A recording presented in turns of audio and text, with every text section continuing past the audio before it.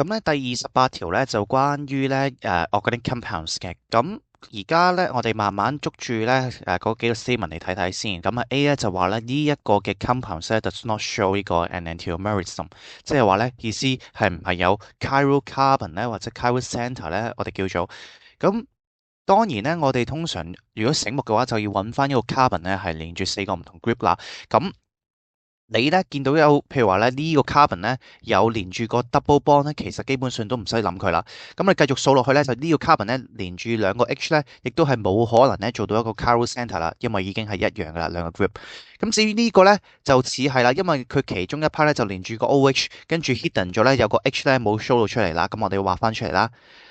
咁另外嗰 part 咧，其實佢會連住咧，再下落去咧，下面嗰個咧就連住個 carbon，係再連住後面呢抽嘢啦。咁如果右手邊咧呢個 carbon 咧就連住其他個抽嘢嘅。咁意思即係話咧，其實呢一個嘅carbon 咧，紅色呢個咧就其實係一個 chiral center 嚟嘅，佢連住4個唔同 group 啦。咁所以咧佢係會 show 到 enantiomerism。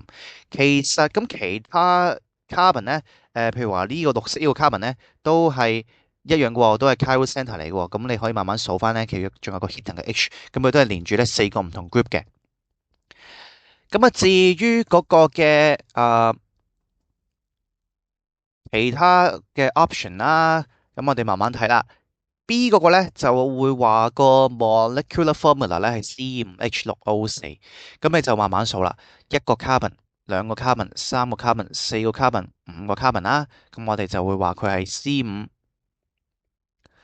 咁咧 H 咧就會係有一個、兩個、三個、四個、五個、六個，仲有個7個、8個呢度冇數show 翻出嚟喎，咁所以咧應該係 H8。咁當然 oxygen 你慢慢數翻就有一個、兩個、三個、四個啦，所以咧 B 都係唔啱嘅。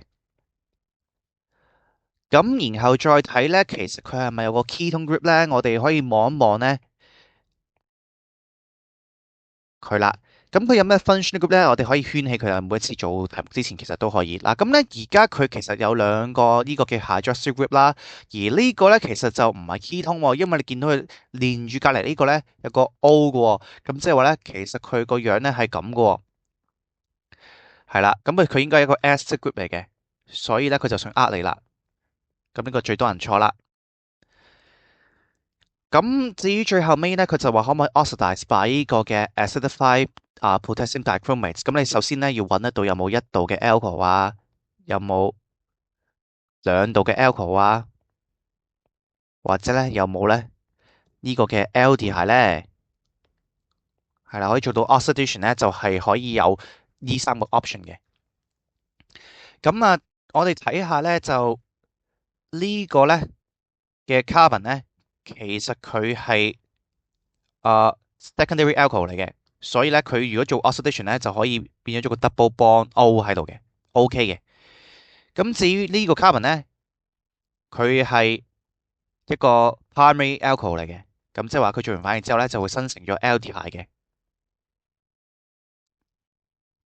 咁當然佢可以再 further oxidize 啦，變咗做個carboxyl group 亦都可以嘅。咁所以答案咧就係 dot。